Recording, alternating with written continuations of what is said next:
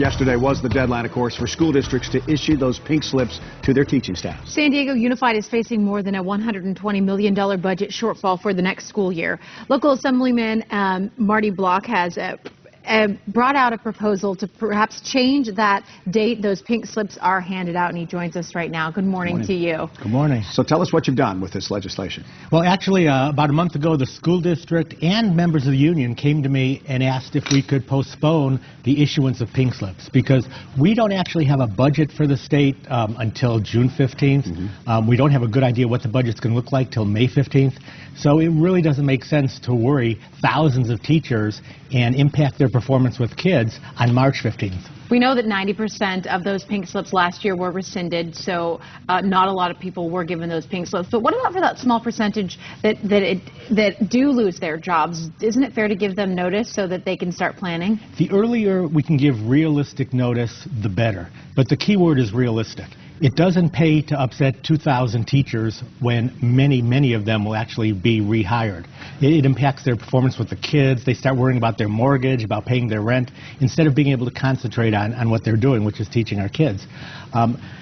If in the past, we could realistically guess what the budget's going to be on March 15th. So yes, it makes sense to have a March 15th deadline. But the last 4 years, we know the budget woes. We just haven't been able to predict with any accuracy. Now, we know that San Diego Unified is behind you because they've been on this show and asking for the same thing. But the union kind of reversed their stand on this. Yeah, the union's been a bit ambivalent about this because they do think it's important to give teachers as much notice as possible.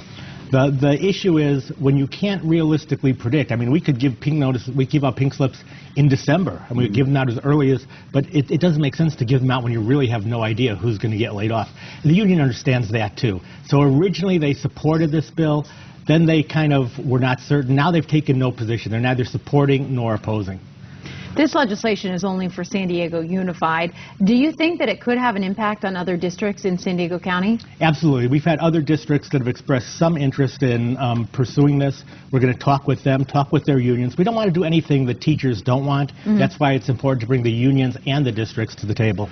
We've had board members on that are not very optimistic that the 1,600 approximate pink slips that are going out are going to be rescinded like they have in years past. You're a little more optimistic that some of them will. Just this week, the governor and the California Federation of Teachers reached an agreement on a tax proposal that would go into effect, largely taxing very wealthy Californians, would go into effect next year if it passes in November. If that bill passes, then I think districts will start to bet on the fact that it's likely to pass, and they will be less likely to lay off all the people from they've sent pink slips already. But how does that affect this round of pink slips? Well, you tend to budget on a guess. You guess where you're really going to be a year from now. And that may not be the best way to do business, but that's the way in the state we have to do it. I think districts, if they become confident that we're likely to pass a revenue increase, be less likely to lay off as many teachers. Before we let you go, where does the legislation stand? What's next for it? It's a long path for legislation. It usually takes about 7 or 8 months.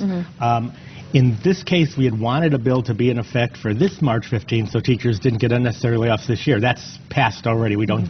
So it'll be going to the governor's desk if it goes through the legislature, going to the governor's desk in October.